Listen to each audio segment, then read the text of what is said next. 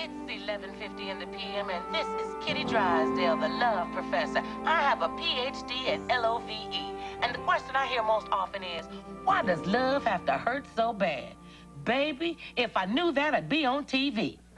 But I'm on your radio, and I will try to do my very best with what's left of your heart. Now hit me with it. Come to Kitty, cry to her, lean on her, and don't you worry, she ain't gonna break. Let's take a love call. This one's from Dateless and Pyramid Corners. Hello, Dateless. Has heartache taken another hostage? Yes, it has, love professor. Talk to me, girlfriend. Well, okay. My mama doesn't think I'm ready to go out on my first date, and I don't know how to change her mind. How old are you, sugar? 14. But now that my dad's moved out, I sort of help my mom run the house. And you feel like you're 50. How'd you know that? The professor knows, girl. I am the defender of the tender. Tell me more. It's not like I want to date all the time. I just want to try it once and see if I like it. Believe me, you'll like it. Tell me about your mama. If she's not with your daddy, is she with anybody? Well, I know the sound of that well, honey. Now I'm going to tell you something straight from the honesty drawer. Your mama, suddenly single, all skeptical about her own dating future, sitting at home gathering dust. Am I right? You know I am. You are just amazing. Ain't I, though? Tell you my theory. Your mama, fresh from a divorce, may just be having a tough time watching you start down the man trail. You think so? I know so, baby. I'm a professional. Where you see romance, she sees pain. And she doesn't want that for you, sweetie. You know why? Because she loves me. Am I right? You know I am. Your mother loves you. You're one of the lucky children, sweetheart. Count your blessings. And while you're counting, I'm going to help your mama who loves you, because that's what I do. Well, how are you going to do that? She doesn't have a boyfriend. Sure she does. She just hasn't met him yet. What do you mean?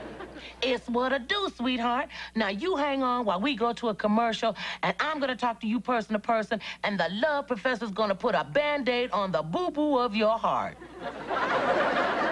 People say God looks out for the working man. Sure hope he's looking out for me. These empty pockets need a helping hand. Kitchen tables full of family. But then the sun comes up and the moon is shining big and bright, and the new day promises that everything will be alright, and the new day promises that everything will be alright.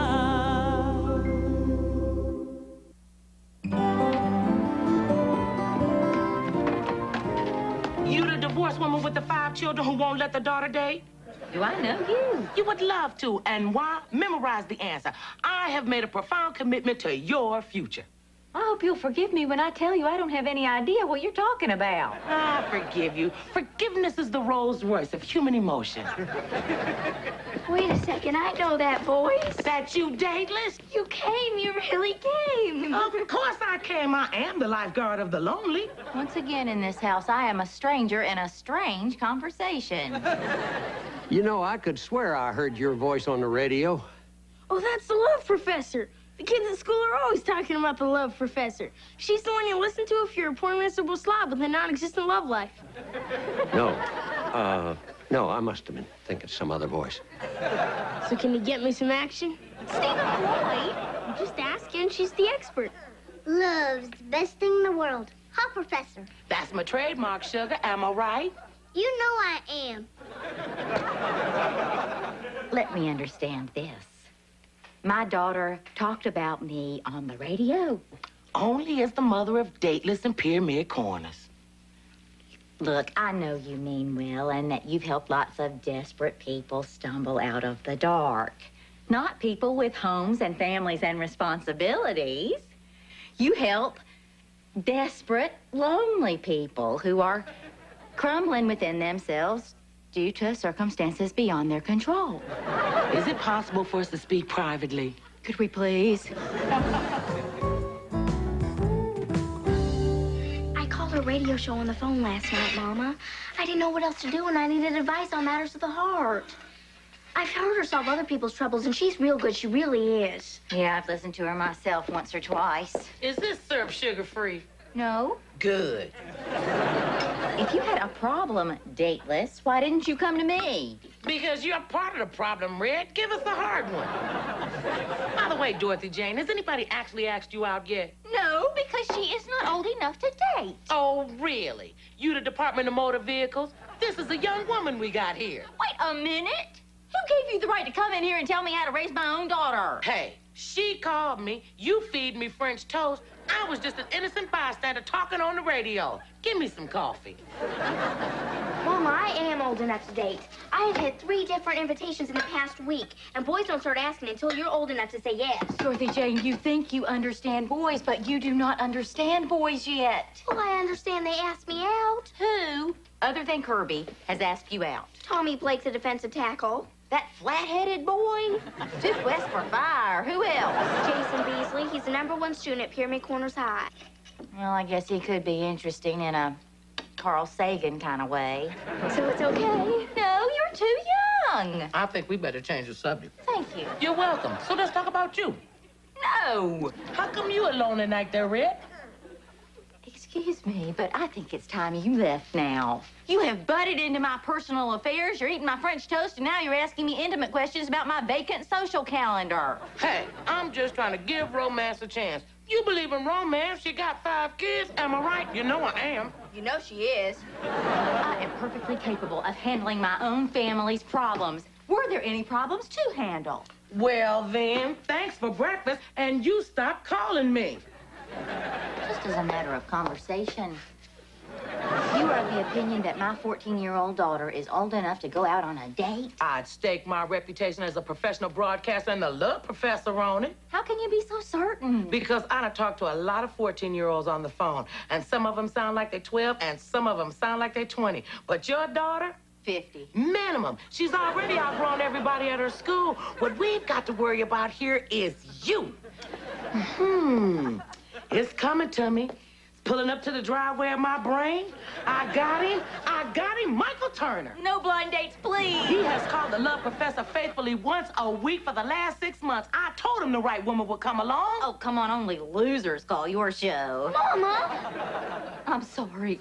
Well, I forgive you, but only if you go out on this mystery date. Hey, I'll be there to help you through those awkward introductory moments. In fact, if you come back and tell me how wonderful your evenings were so I can report it to my faithful listeners, I'll even stick around and babysit the children. No charge. Yes! I have so many questions.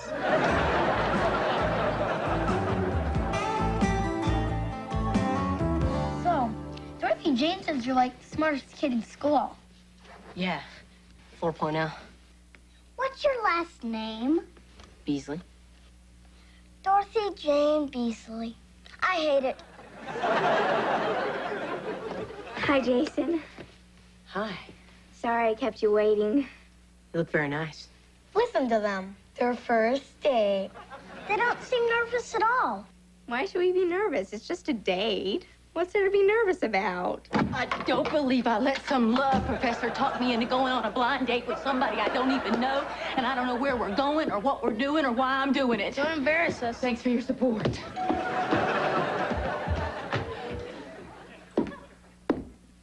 Kirby? Ah, it's our twisterizers. Evening, Miss Torkelson. Dorothy Jane, I prayed that the grapevine was wrong, but I can see it wasn't.